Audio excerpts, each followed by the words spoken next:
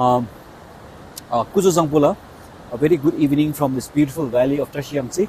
I'm joined by Mr. Singh Doji, who heads the planning section of the district, and I'm very happy that we're standing next to a very beautiful sacred Chatikora stupa, Chetan here, and we're going to talk about some of the things this beautiful district has to offer.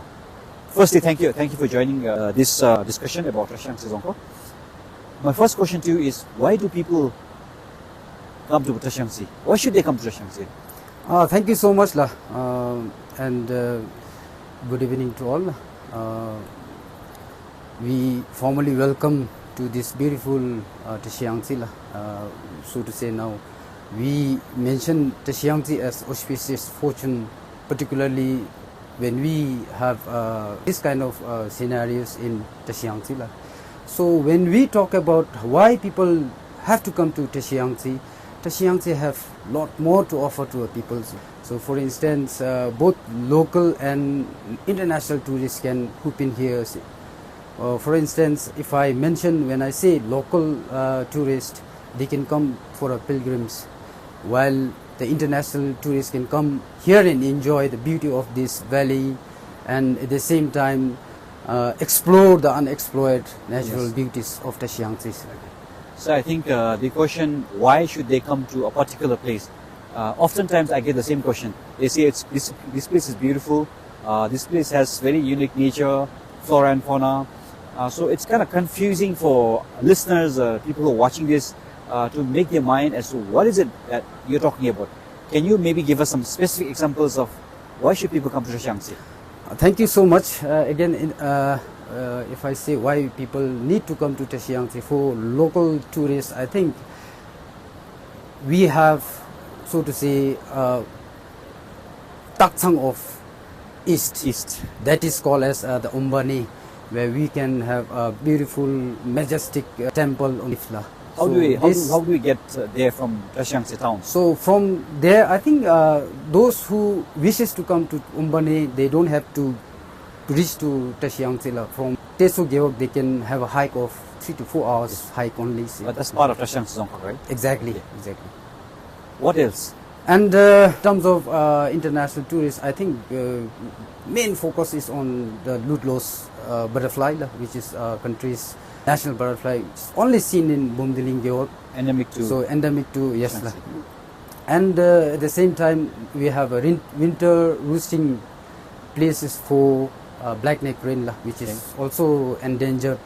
So for now, I think around 70 to 80 birds was there in last year. Now it is increasing because of the conservation schemes, otherwise the people's adaptation with the birds. So these two can be good products that we can showcase to the international tourists. Okay, so the black-necked crane and then the national butterfly, Lutlos exactly. Butterfly, right? So the national butterfly, and then what about the sacred stupa that we are standing right next to it? Iconic. Yes. Represents Trashiyangtse. This is a very iconic, I mean, so to say, very one of the main monuments in Trashiyangtse. So this was built in 18th century. So here we have different festivals in a year. So for example, we have Choten Kora, Namgang Kora, which is held every year. So in this, the people from neighboring country also flock in. Okay. You know, the Chatikora has a special place in my heart. I used to come here as a child, and I was told that it's a wish fulfilling stupa. So along that line, why do people come here from far away in that specific Chatinkora period? Why do they come here? Is there any special reason that they should come here? Let me be a little bit specific on this, because pre-COVID we had issue of not letting people come in here. Okay. Post-COVID, probably last year we had around 700 people coming from Tawang. Okay. So basically they come here because they have a connection here with the community. Age-old tradition and connection. Exactly. Okay. All right. So we talk about coming to this place. How do people get here? Even using helicopter, do people come here? Or by road? Which are the points that they come here? Now, if I mention the way they hoop in here, the very difficult point is that we are very far from the international airport, extreme east.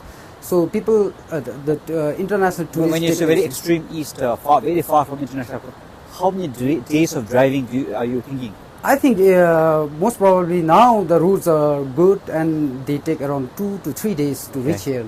They can enjoy on the way, you know. Of course, yes. But otherwise, they can even fly to Yonphula or domestic airport, and from there they can pick up. From domestic airport in Yonphula to Trashiyangtse, how long does it take? It takes only 3 hours, I think. 3 hours. That's good. So now the problem out here is the infrastructure development, particularly with the road, narrow roads and the bumpy roads. Now, in the due course of time, these are getting maintained. So now I think that Trashiyangtse is one of the good places that tourists should visit. You know, so you're talking about bumpy roads and narrow roads. If you tell people, especially international tourists, that this is what you expect, they're okay, you know. I think it's all communication. So if you tell them Trashiyangtse is a beautiful place, you can do this many things, but the roads could be bumpy and, you know, narrow. So sometimes it's all about communication.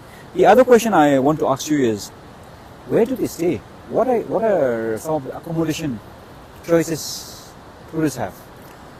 For now, we have only one tourist standard hotels, and what normally 3-star. Yes, there's also a 3-star. Normally, what tourists do is they halt in Trashiyangtse, they come for a day visit, and they go back.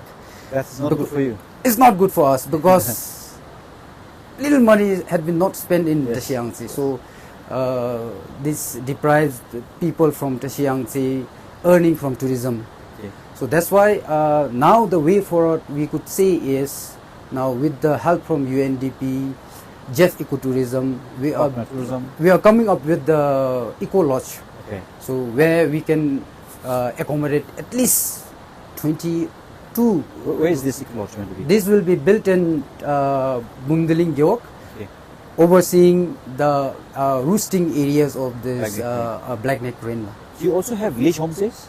Yeah, of course we have around in Trashiyangtse we have only 5 village homestays. From 5, only 3 is functioning well. So to say that this 3 is located in the far-flung place. These are used mainly by the local tourists. For now we have Gankar homestay, Tarfel homestay that has been used by local tourists so that they can, when they proceed further to visit other sacred places. You know, oftentimes we don't realize that tourists, international tourists, they love staying in a village homestay. Their top experience is their interaction with the Bhutanese people. So village homestays play a very critical role. Sometimes you don't necessarily need eco lodge or, you know,